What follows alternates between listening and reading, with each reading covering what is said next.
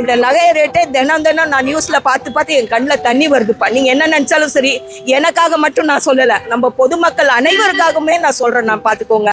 இனி யாருமே தங்கம் வாங்கக்கூடாதுன்னு நினைக்கிறேன். இருக்கிறதே எல்லாம் சேவ் பண்ணி பத்திரமா வச்சுக்கணும். ஃபியூச்சர்லாம் யாரும் தங்கமே வாங்க முடியாத சூழ்நிலை, வெள்ளியே வாங்க முடியாத சூழ்நிலையெல்லாம் உருவாகலாம். ரொம்ப கஷ்டம்தான். இப்போ எடுத்துக்காட்டுக்கு பார்த்தோம்னா, ஒரு மிடில் கிளாஸ் லைஃப் இப்போ இருக்கிற தங்கத்தை ஒரு 10 சவரம் வாங்கணும்னா மினிமம் அவங்க ஒரு 20 to 30 வருஷம் வேலை செஞ்சு அந்த காசு சேர்த்து வச்சாதான் அந்த 10 சவரம் வாங்க முடியறதுக்கான சூழல் இருக்கு. இப்படி இப்போ பார்க்க போனா லவ் மேரேஜ் பண்ணிட்டு ஓடுங்கன்னு தான் சொல்ல வேணும் நம்மளே.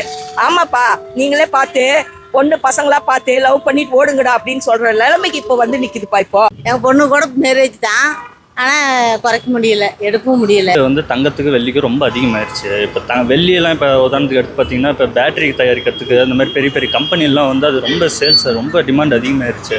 அதனால் வெள்ளி ரேட் அதிகமாகும், தங்க ரேட்டு இது எல்லாமே இதாகும். இன்னும் கொஞ்சம் கூட இன்னும் ரொம்ப அதிகமாகலாம். இதனால் பாதிக்கப்படுறது யாருன்னா மிடில் கிளாஸில் இருக்கவங்க, அவங்களாம் ரொம்ப பாதிக்கப்படுறாங்க. கண்டிப்பாக வாங்க முடியாது.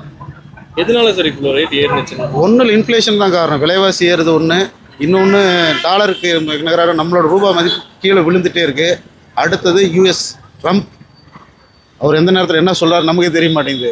ஒரு நாளைக்கு ஒன்று சொல்கிறாரு, அடுத்த நாள் எந்திரிச்சு இன்னொன்று சொல்கிறாரு. அதனால் வந்து உலக பொருளாதாரமே பார்த்திங்கன்னா கொஞ்சம் ஷேக்கனில் தான் இருக்குது. அதனால் எல்லாருமே என்ன பண்ணுறாங்க, கரன்சி பதில் கோல்டாக வாங்க ஆரம்பிச்சிட்டாங்க. மெயினாக பார்த்தீங்கன்னா இதில் பார்த்தீங்கன்னா சென்ட்ரல் ரிசர்வ் பேங்க்ஸ் இருக்காங்க இல்லைங்களா, சைனா, ரஷ்யா, டர்க்கி, இந்த மாதிரி பெரிய பெரிய கண்ட்ரிஸ் எல்லாம் வந்து ரிசர்வ் பேங்க்கே வந்து கோல்டு வாங்க ஆரம்பிச்சிட்டாங்க கரன்சிக்கு பதிலாக. முன்னெல்லாம் அமெரிக்கன் கரன்சி ஸ்டேபிளாக இருக்கும் அப்படின்னு வாங்கினாங்க. இப்போ வந்து அதுக்கான சூழ்நிலைகள் கொஞ்சம் மாறினதுனால எல்லா ரிசர்வ் பேங்க்ஸுமே வந்து கோல்டு வாங்குறதுனால தான் இவ்வளோ ரேட் ஏறிட்டே இருக்கு. சொந்தக்காரங்க முன்னாடி நம்ம தலை குனிஞ்சிட்டு வர்றோம்ப்பா.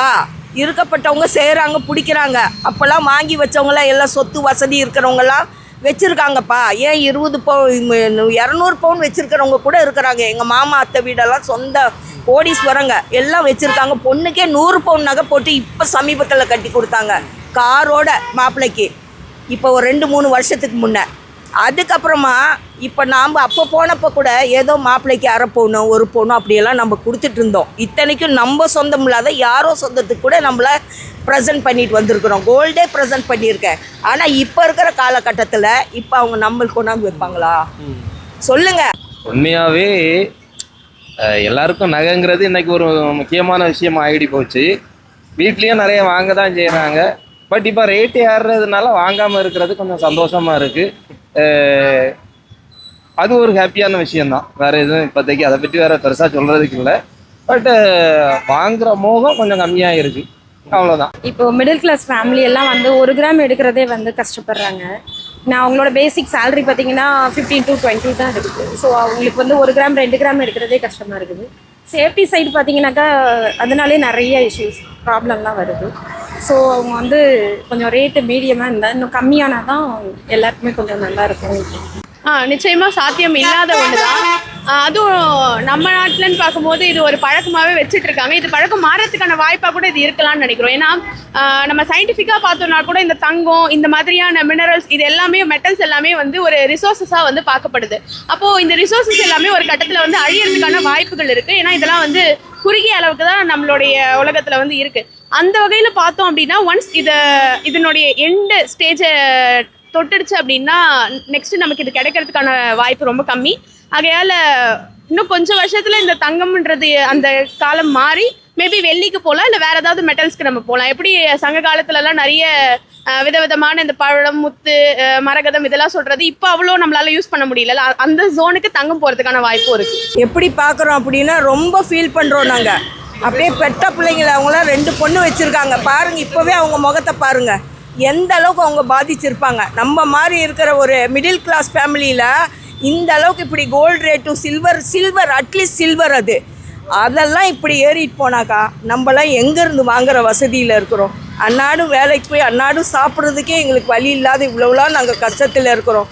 வீட்டு வாடகை கட்டுவோமா, நம்ம வாழ்வோமா, இல்லை நம்ம பொட்ட பிள்ளைங்கள அப்போல்லாம் 10 பவுன் போடுற இடத்துல இப்போ எனக்கு 2 பவுன் போடுறதுக்கு வசதி இல்லாமல் இருக்கிறோமேப்பா. எப்படி எதை வச்சு நாங்களாம் நம்ம வசதியே இல்லாத குடும்பத்திலேருந்து நம்ம எப்படி கோல்டெல்லாம் போட்டு பொட்ட பிள்ளைக்கு கட்டி கொடுப்போம்? பார்க்க போனால் பொட்ட பிள்ளையே பெற்றுக்கக்கூடாது போல இருக்குது. எங்கள் பொண்ணு கல்யாணம் பண்ணலான்னு இருக்கிறாங்க. ஆனால் இப்போ வந்து விலை ஏறினதுனால ஒன்றும் எடுக்க முடியாத சூழ்நிலை. அதான் கொஞ்சம் குறைச்சாங்கன்னா பரவாயில்லன்னு நினைக்கிறேன். ஏன்னாக்கா உலகத்தில் எல்லா மெயின் வர்த்தகம் வந்து பார்த்திங்கன்னா கமர்ஷியல் வந்து பார்த்திங்கன்னா பெட்ரோலியம் தான். அந்த பெட்ரோல் இன்றைக்கி வந்து எதில் நடக்கு? டாலரில் தான் நடக்குது. அதுதான் பிரச்சனை. கஷ்டம்தாங்க, எப்படி வாங்க முடியும்? இந்த மாதிரியே ரேட் ஏறிட்டு போயிட்டு இருந்தா இப்போ சரி 50,000 1 லட்சம் சேலரி வருதுன்னா அன்றாட செலவுக்கு இன்றைக்கெல்லாம் என்ன ஒரு 50,000 தாராளமாக ஆயிடுது. பேலன்ஸ் வச்சு என்ன தான் பண்ண முடியும்?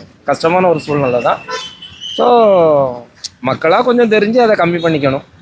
அதுதான் நம்மளோட இருக்கு. அதுதான் இப்போ வந்துட்டு நமக்கே தெரிஞ்சது தானே, எல்லா இடத்துலையுமே வந்துட்டு அதோட டிமாண்ட் அதிகமாகிடுச்சு. ஸோ எல்லாருமே இப்போ இன்வெஸ்ட்மெண்ட் மாதிரி இதை பார்க்க ஆரம்பிச்சதுனால தான் இதோட ரேட் வந்து அதிகமாகிட்டு இருக்கு. கண்டிப்பாக வாங்க முடியாது, வாய்ப்பே இல்லை. டாலரில் இல்லாமல் நம்ம கூட சொன்னால் நம்ம இந்தியா ரூபா கொடுக்குறோம் அப்படின்னு சொல்லிட்டு, ஆனால் இன்றைக்கி வந்து பார்த்திங்கன்னா ரொம்ப இறங்கிருச்சு இந்தியா ரூபா. யாரும் வாங்க மாட்டேன்றாங்க. யூரோப்பியன் யூனியனே வந்து ட்ரம்ப் வந்து அவங்கள எதிர்த்து ஒன்றும் பண்ண முடியல. ஆனால் அதுக்கு எவ்வளோ நாள் ஆகுன்னு தான் தெரியாது. என்ன இன்னைக்கு பொருளாதார பிரச்சனைகளை சொல்கிறாங்க, பட் மக்களுக்கும் ஆசை அதிகமாக இருக்கிறதுனால என்னதான் ஏறினாலும் நம்ம நகை கடையில் கம்மியாக கூட்டம் இருந்து பார்க்க முடியலை. எல்லா இடமும் கூட்டம் அதிகமாக தான் இருக்குது. ஸோ மக்களும் என்ன கொஞ்சம் ஆசையை கம்மி பண்ணிக்கிட்டாங்கன்னா இன்னும் பெட்டராக இருக்கும்.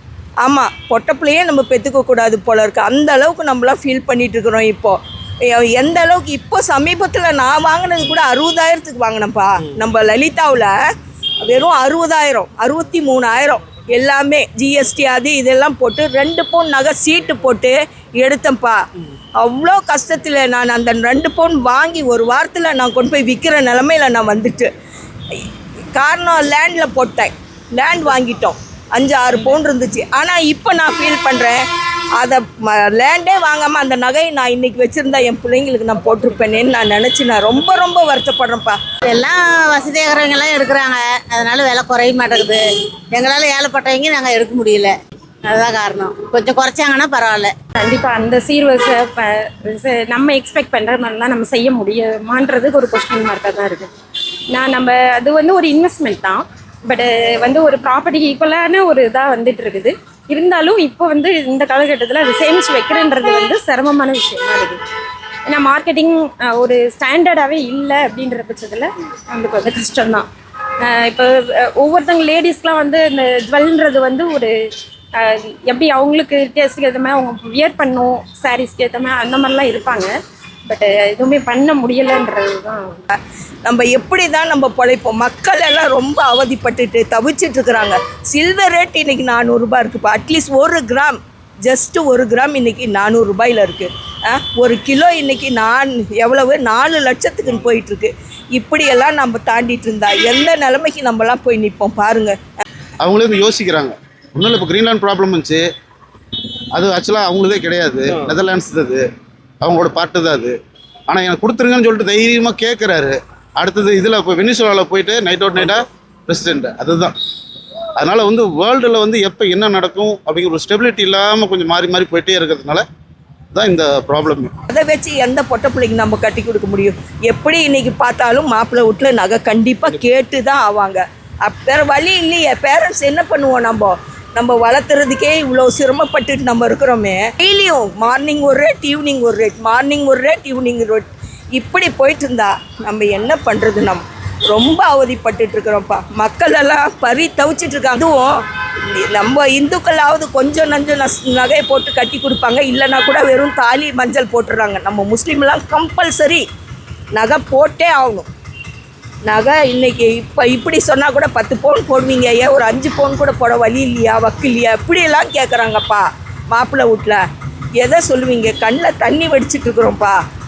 கண்ணில் இப்போ என் பையனுக்கு இப்போ பொண்ணு கட்டுறதுக்கு வழி இல்லை. ஆச்சு இப்போ 30 வயசு ஆக போகுதுப்பா. நீங்கள் என்ன நினச்சாலும் சரி, தினம் என் கண்ணில் தண்ணி போயிட்டுருக்குதுப்பா.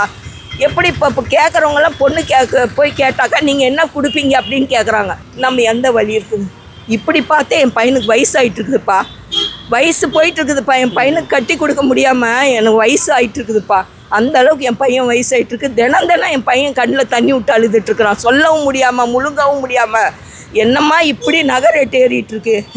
நகை ரேட் ஏறுதா என்னம்மா ஏறுது இப்படி? ஏன்? எதை காரணம்? என்ன காரணம்? ஒய் எதுக்காக இப்படி ஏறிட்டு போகுது அப்படின்றது ரொம்ப தவிச்சிட்டு இருக்கிறோம்ப்பா.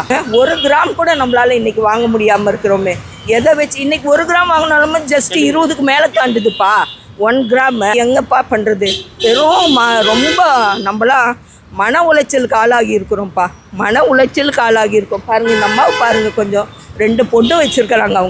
அவங்க முகத்தை கொஞ்சம் பாருங்கள், எந்த அளவுக்கு அவங்க ஃபீல் பண்ணுறாங்க தெரியுமா? இன்னைக்கு இருக்கிற காலகட்டத்தில் கோல்டு எப்படி வைக்கிறது, வேறு ஏதாவது பாத்திரம் அது இது சீர் செஞ்சிடலாம், கோல்டெல்லாம் ஒன்றும் பண்ண முடியாது அப்படிங்கிறாங்க. இப்போ நாமளும் தலை குனிஞ்சிட்ருக்குறோம்ப்பா, தலை குனிஞ்சு போயிட்டுருக்குறோம். இப்போது ஒன்றும் பண்ண முடியல எங்களால். எதையுமே நீங்கள் என்ன நினச்சாலும் சரி, ஒவ்வொரு நாளும் நாங்கள் பட்டுருக்கிற வேதனை அவ்வளோன்னு இல்லை. எப்படி என்ன பண்ணுறது, எதுவும் வழி இல்லைப்பா. நம்மளுக்கு வசதி வாய்ப்போ எதுவுமே கிடையாது. ஏதோ வீடு வாசல் இருக்கா, வித்தோ ஏதோ பண்ணலாங்க, எதுவுமே இல்லை. அதான் நான் தான் சொன்னனே, குறையத்துக்கும் வாய்ப்பு இருக்குது. அது வரது இதை பொறுத்து பார்த்தா இந்த நாட்டில் நடக்கிற போர் அந்த மாதிரி இதெல்லாம் நடக்குது, குண்டு வெடிப்பெல்லாம் சொல்லிக்கிறாங்க. அதனால் எல்லாம் கொஞ்சம் எல்லாம் கொஞ்சம் இதுக்கு மேலே கொஞ்சம் சிரமம் தான். எல்லோரும் வாங்குறதுக்கு ரொம்ப கஷ்டம். பையனும் ஒரு பையன் மூளை வளர்ச்சி இல்லாமல் இருக்கிறான். பெரிய பையன் வேலைக்கு போய் தான் நாங்கள் சாப்பிட்டுட்ருக்கோம். கடன் கட்டுவோமா, வீட்டு வாடகையை கட்டுவோமா, எல்லாத்தையும் நாங்கள் மெயின்டைன் பண்ண வேண்டியதாக இருக்குது. எங்கள் வீட்லேயும் இல்லை அவர், இருந்தாலும் ஏதோ கொஞ்சம் சம்பாதிச்சு ஏதோ கொடுப்பாரு பிடிப்பார். அவரும் இல்லை, இப்போ இறந்து கிட்டத்தட்ட 1 வருஷம் ஆயிடுச்சு. நமக்கு யாரோட ஆதரவோ எதுவும் கிடையாதுப்பா. ஏதோ நம்ம பையனுக்கு ஏதோ கட்டி வைக்கலாம் அப்படின்னு பொண்ணு கொண்டு வர வழியை பார்க்கலான்ட்டு இப்போ நான் இருக்கிறேன்ப்பா. முதல்லாம் கொஞ்சம் ஒரு இதாக டீப்பாக யோசனை பண்ணிகிட்டு இருந்தேன். ஆனால் இப்போ டீப்பாக யோசனை பண்ணுறதுக்கே எனக்கு வழி இல்லைப்பா. ஏதோ ஒரு ஏழை பொண்ணு கிடைச்சா போதுங்கிறாங்க. சில பேர் என்னங்கிறாங்க, பொண்ணுக்கு போய் கேட்ட கடத்தல் எவ்வளோ சொல்கிறாங்க தெரியுங்களா, 1 கிராம் போடுறோம் அப்படிங்கிறாங்க. 1 கிராம் போடுறோம்மா, கட்டிக்கிறீங்களா அப்படிங்கிறாங்க. ஆனால் என் பையன் தங்கமான பையன், எந்த ஒரு பழக்கமோ வழக்கமோ வீட்டை விட்டு வெளியே வர மாட்டான். ஃபீல் பண்ணுறப்பா, ரொம்ப வருத்தப்படுறேன். என்னால் ஒன்றுமே முடியல, எனக்கு ஒன்றுமே முடியல. மக்கள் படுற வேதனையை பார்த்தா நிஜமாக சொல்கிறேன், ஒவ்வொரு நாளும் தண்ணி கண்ணில் இருந்து வர்றதில்ல, ரத்தமாக வடியுது ஜனங்களுக்கு. என்னவோப்பா, நீங்களாம் எல்லாம் பார்த்து எல்லாம் இந்த இதில் சார்பாக சொல்கிறேன், ஜனங்களுக்கு ஏதோ ஒரு நல்லது செய்யணும்னு நினைங்க, நல்லது செய்யுங்கப்பா.